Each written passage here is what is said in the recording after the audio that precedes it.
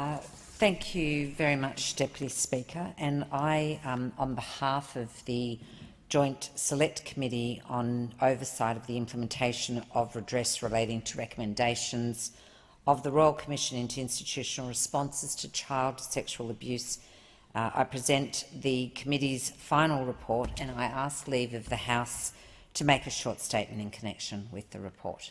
Is leave granted? Leave is granted. The member for Newcastle. Thank you. Thank you very much, Deputy Speaker, for this opportunity to make a few brief remarks in relation to a very important report and matter that has been before this Parliament for the last 9 months. The National Redress Scheme has been operating, as I said, for 9 months now. There are some 3,000 applications that have been received, which is really just 5% of what an estimated 60,000 eligible participants in this scheme. Of those 3,000 applications, just 88 redress payments have been made. That was as of the end of February this year. A further 22 offers are awaiting or currently being considered by applicants, but that's a very small number, Deputy Speaker, given the estimated 60,000 eligible participants. The committee's oversight of the National Redress Scheme's early stages of operation have provided us with a really important opportunity to make recommendations and changes to key legislative and policy concerns.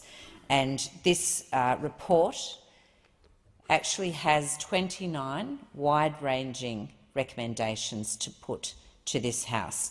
And importantly, Deputy Speaker, these recommendations were supported by opposition, crossbench and government members. So this is a unanimous report, and it is damning in our assessment of the scheme to date. We note that the scheme is at serious risk of not delivering on its objective of providing justice to survivors.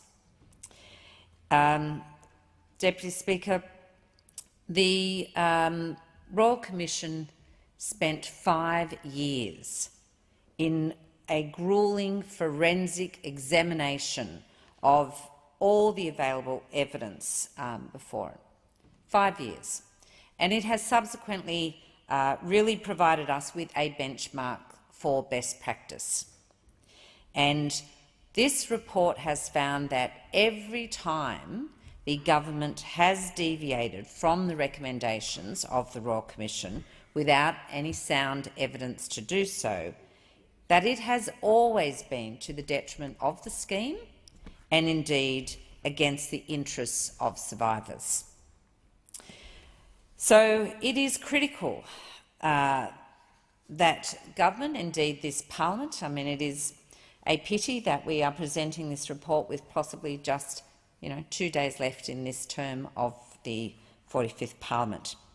So whatever that new Parliament looks like, it is critical that the recommendations in this report are closely examined and indeed given serious consideration, because if this scheme is not brought back on track, if it is not delivering as it should be for survivors, then this Parliament would have really done a grave disservice to those survivors. We had an apology in this Parliament not that long ago. And as somebody who worked on the Prime Minister's National Apology Consultation Group, I can tell this Parliament that without exception, what survivors told us in those consultations was that apology is important, but we are going to judge you by the actions you take. No words in an apology. We will be judged by the way we deliver on those Royal Commission recommendations. So we've been marked down pretty badly by survivors to date, and this report is a great opportunity to reset and to indeed deliver on the good intentions of that Royal Commission. As I said, there are 29 very wide-ranging recommendations. Some of those very important ones are around the fact that we will be, we've said that we should be restoring the maximum payment levels to $200,000.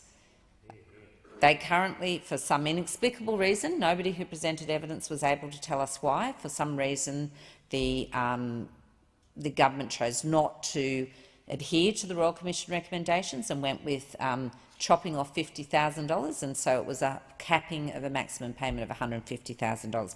The committee says there is no sound evidence for that. It should be, as the Royal Commission suggests, $200,000. Likewise, we've recommended that the scheme establish a minimum payment of $10,000. Again, a very sound recommendation from the Royal Commission that was not followed, and it needs to be followed. There are recommendations around the provision of psychological and counselling services.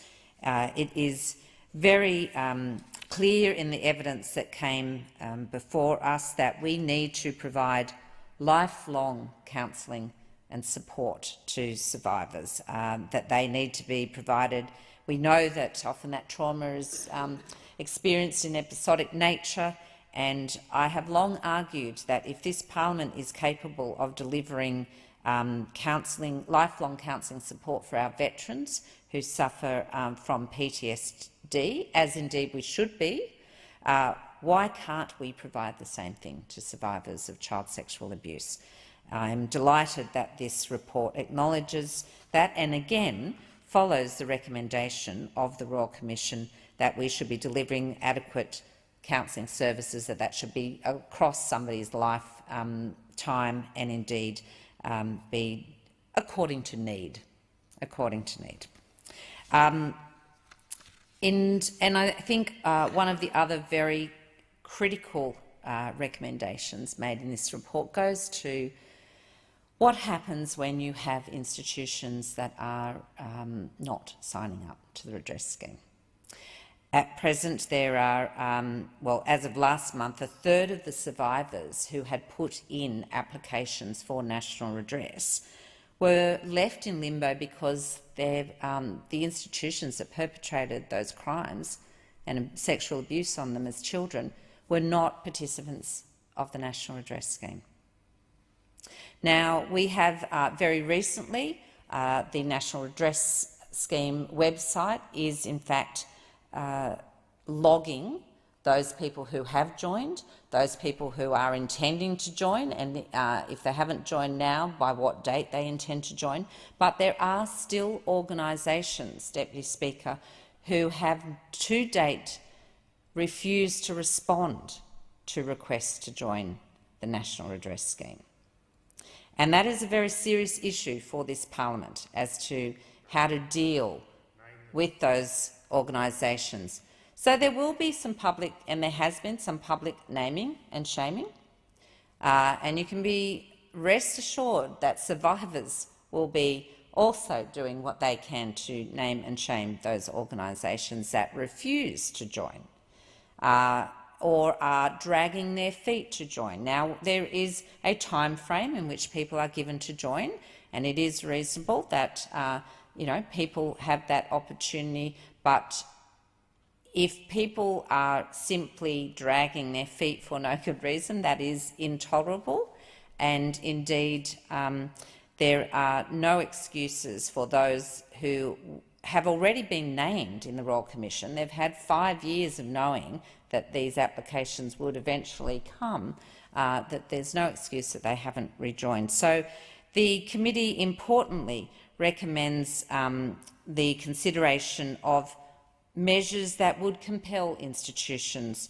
to participate in a scheme and to look at whatever levers are available to the Commonwealth to do so, and that might include the suspension of tax concessions and charitable status of those institutions. Certainly one would hope that these institutions would be joining of their own free will, knowing full well that they need to provide justice for survivors. But if not, the Commonwealth has certain mechanisms available to it. And this report, our committee, as I said, signed off by all members, makes very clear that we should be exploring all those options available to the Commonwealth.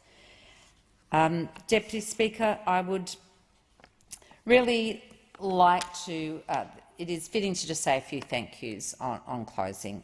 First and foremost, I want to say thank you to the victims who, again, gave so much of themselves to provide evidence to our committee. And I know that that is often painful and indeed re-traumatises some people in having to recount their experiences of not the abuse, but their experiences of trying to seek redress now. And so I do want to pay respects to the courage and the ongoing generosity of survivors who just keep giving in the hope that we will learn from their evidence and make this redress scheme the scheme it really should be, the scheme that the Australian Parliament, I think, wants it to be, but it has. We need to acknowledge those failures now. I want to say thank you to fellow committee members and acknowledge the work of the chair, Senator Darren Hinch, my colleagues in the lower house, my Labor colleagues, for the Labor member for Oxley, and indeed my Labor senator for Queensland, Claire Moore, who was a stalwart in all of these hearings, as was Senator Seward. And I'd like to acknowledge the member for Gilmore and indeed the former member, Mr. Steve Ines, who's no longer on the committee but was doing important work at its time. I'd like to acknowledge the committee secretariat, Dr. Sean Turner, Ms. Bethita Johan, Mr. Anthony Paul and Ms. Brooke Gay. And I would just end with these few words, Deputy Speaker, that the committee indeed recognises that no scheme can remove the trauma felt by victims or adequately acknowledge or correct the wrongs inflicted on survivors. The committee's recommendations are, however, aimed at ensuring that as far as it is possible to do so, that the National Redress Scheme delivers on its objective of recognising and alleviating the impact of past institutional child sexual abuse and providing justice for survivors. The committee looks forward to working with the Commonwealth, indeed state and territory governments, in meeting this call, because we can and should do much better than is what on offer today. And it's incumbent on each of us in this parliament to honour and deliver on those recommendations of the Royal Commission. There are so many times, each and every time where this parliament has deviated from those commissions, it has been felt to be a betrayal from survivors. So that is the challenge before this parliament. There are 29 solid recommendations that I commend to the House today, and this parliament and future parliaments should take heed.